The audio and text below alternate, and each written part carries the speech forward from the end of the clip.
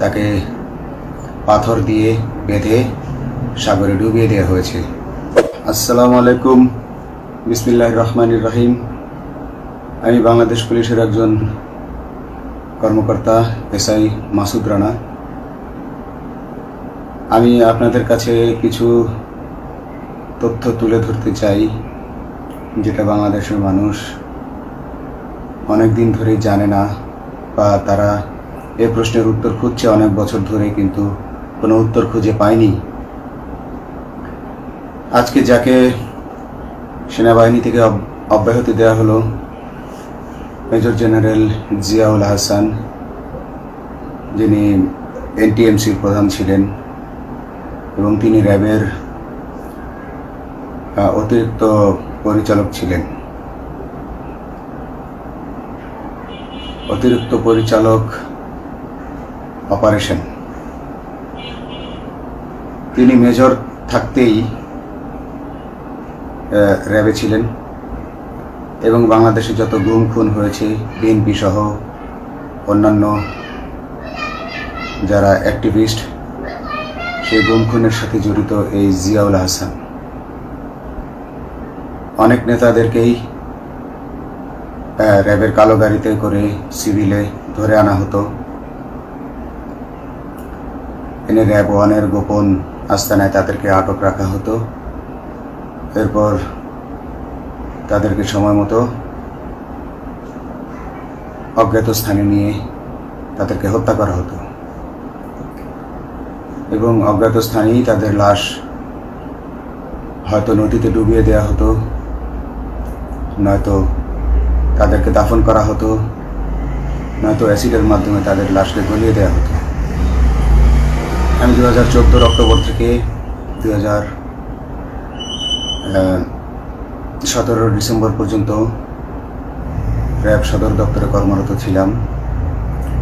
তখন র্যাবের ডিজি ছিলেন বেনজির, যিনি আজকে দেশের হাজার হাজার কোটি টাকা চুরি করে, পুলিশের হাজার হাজার কোটি টাকা চুরি করে পালিয়ে গেছেন বিদেশে। তো আমি দেখেছি অনেক মানুষকে কিভাবে অন্যায়ভাবে গ্রেফতার করে নিয়ে গুম করে রাখা হতো। আমি রিসেপশনে ডিউটি করতাম। গুম হয়ে যাওয়া মানুষের স্বজনেরা আমার কাছে আসতো, কিন্তু আমাদেরকে কঠোর নজরদারিতে রাখা হতো। সিসি ক্যামেরার আওতায় ছিলাম, তাদের সাথে আমরা ওভাবে কথা বলতে পারতাম না। তাদেরকে কোনো তথ্য দেওয়া নিষেধ ছিল আমাদের জন্য। কিন্তু তাদের স্বজনরা আসলে এসে যখন এখানে কান্না করতো, আমি নিজেকে ধরে রাখতে পারিনি। আমি অনেকের স্বজনকেই তাদের স্বজনের, গুম হয়ে যাওয়া স্বজনের পরিণতির কথা জানিয়ে দিতাম। বিশেষ করে যাদেরকে মেরে ফেলা হতো, খুন করা হতো, তাদেরকে আমি খারাপ সংবাদটা দিতাম না। কিন্তু যাদেরকে বন্দি করে রাখা হতো, যেমন বিএনপি নেতা সালাউদ্দিন আহমেদকে যখন অ্যারেস্ট করে আনা হলো, তিনি অ্যারেস্ট করার সময় ধস্তাধস্তিতে মাথায় আঘাত পেয়েছিলেন। তাকে র্যাব ওয়ানের গোপন কক্ষে আটক করে রাখা হয়েছিল দীর্ঘদিন। এরপর তাকে একসময় ভারতে পাচার করে দিয়ে আসা হয়। তাকে অজ্ঞাত কারণে হত্যা করা হয়নি। তার ফ্যামিলি এসেছিল, তার স্ত্রী হাসিনা আহমেদ, তার ভাই গিয়াসউদ্দিন আহমেদ। ওনারা আমার কাছে বেশ কয়েকবার এসেছেন। আমি কয়েকদিন ওনাদের এই উদ্বেগ, উৎকণ্ঠা, আমার সামনে বসে কান্নাকাটি দেখে আমি থাকতে পারিনি।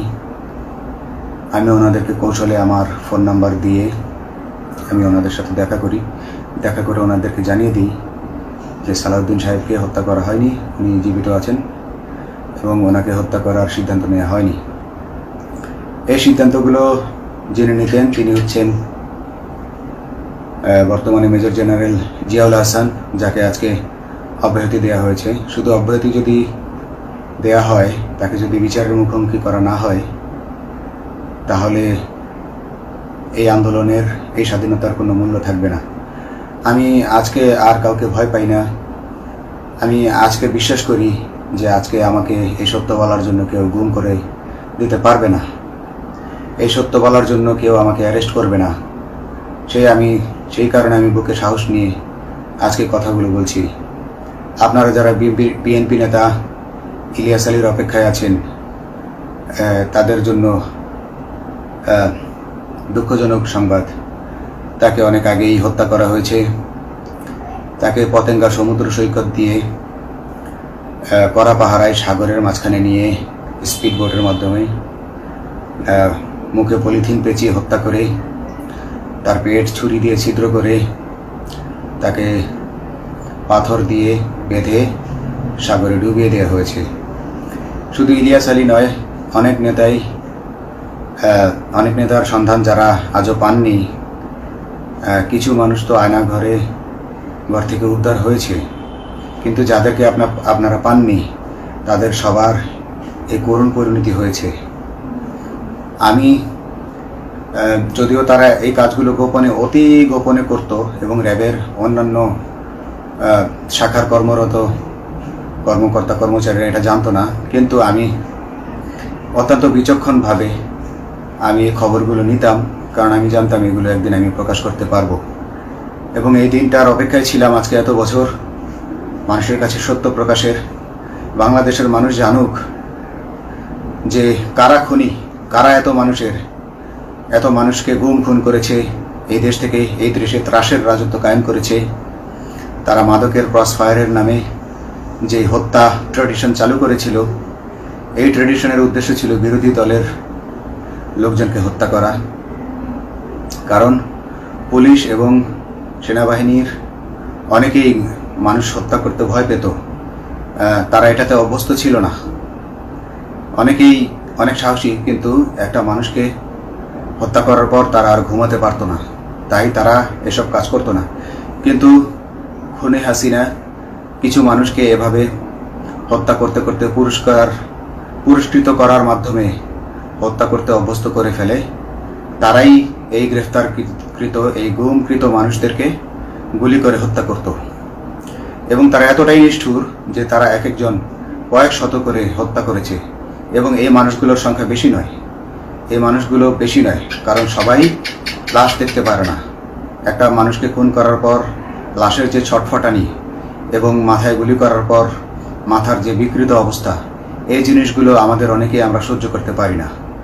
তাই আমাদের মধ্য থেকে কিছু হায়নাকে বেছে নিয়ে তারা একটা টিম গঠন করে, তাদেরকে র্যাব সদর দপ্তরে বেনজির আহমেদ প্রতি মাসে পুরস্কার দিতে ডাকতেন। এবং প্রত্যেকটা র্যাবের বিভিন্ন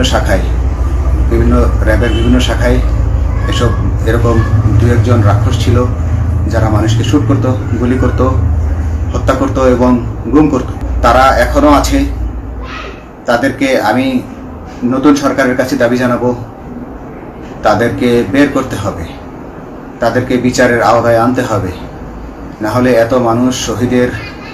শহীদের বিনিময়ে যে ফ্যাসিবাদ থেকে, যে স্বৈর শাসন, যে খুনি হাসিনার হাত থেকে আমরা মুক্তি পেয়েছি, সে মুক্তির প্রকৃত মূল্য আমরা পাবো না, প্রকৃত স্বাদ আমরা পাবো না।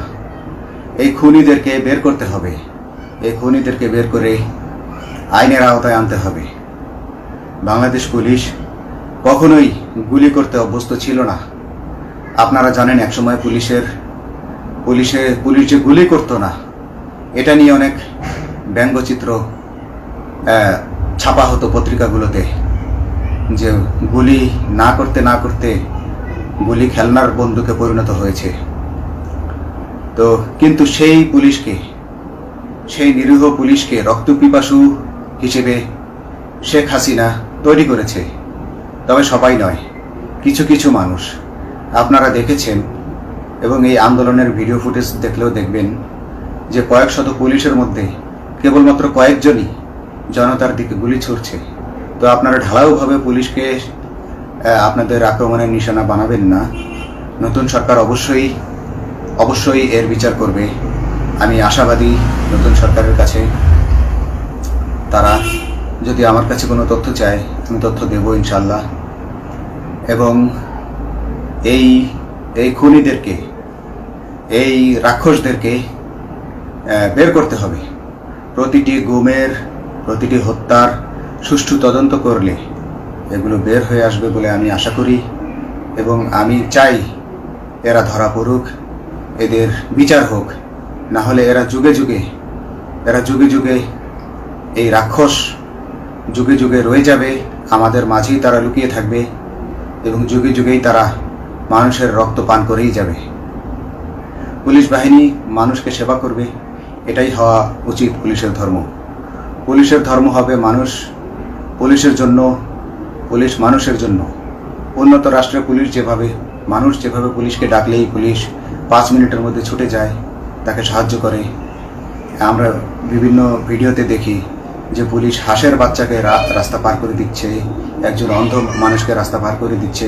বাংলাদেশের পুলিশ এমনটাই করতে চায়, আমরা এমনটাই করতে চাই, কিন্তু সেই পরিস্থিতিতে আমাদেরকে রাখা হয়নি।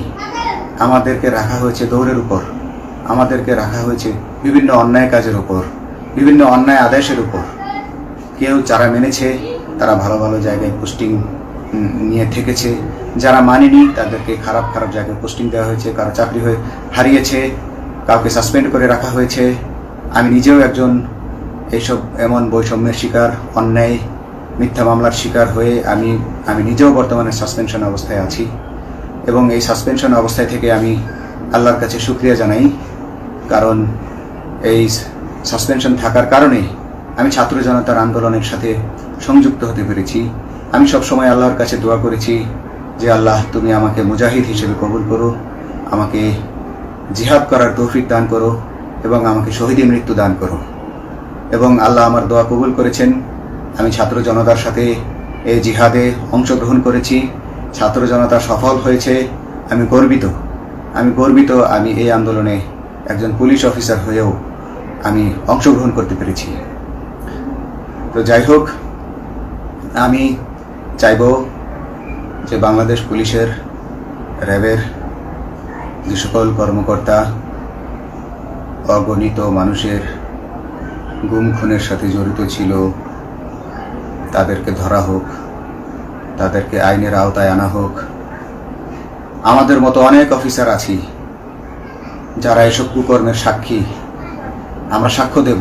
আমরা এখন আর ভয় পাই না। আমরা আসলে যে ভয় পেয়েছি তা নয়, আমাদের বাহিনীতে টিকে থাকাটা জরুরি ছিল। জনগণের স্বার্থেই আমাদের বাহিনীতে থাকা জরুরি ছিল, কারণ আমরা যদি বাহিনী থেকে আউট হয়ে যেতাম তাহলে এসব তথ্য আমরা জানতে পারতাম না এবং জনতার কাছে পৌঁছাতে পারতাম না। জনতার কথা বলতে হলে, জনতার সাথে থাকতে হলে আমি পজিশনেও থাকতে হবে।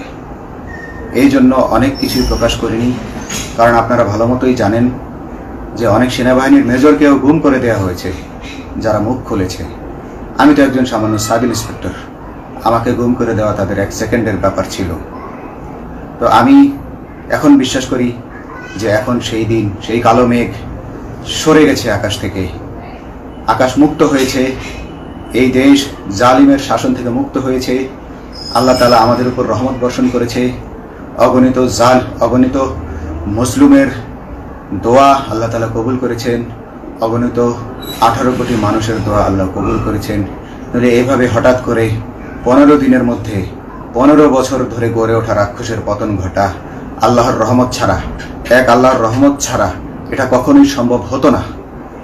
আমি আল্লাহর উপর ভরসা রেখে বলছি, আপনারা নতুন প্রশাসনকে ঢেলে সাজান, পুলিশ বাহিনীকে ঢেলে সাজান। এই সিস্টেমের মধ্যেই, পুলিশের এই সিস্টেমের মধ্যেই গণ্ডগোল আছে, নিয়োগের মধ্যে গণ্ডগোল আছে।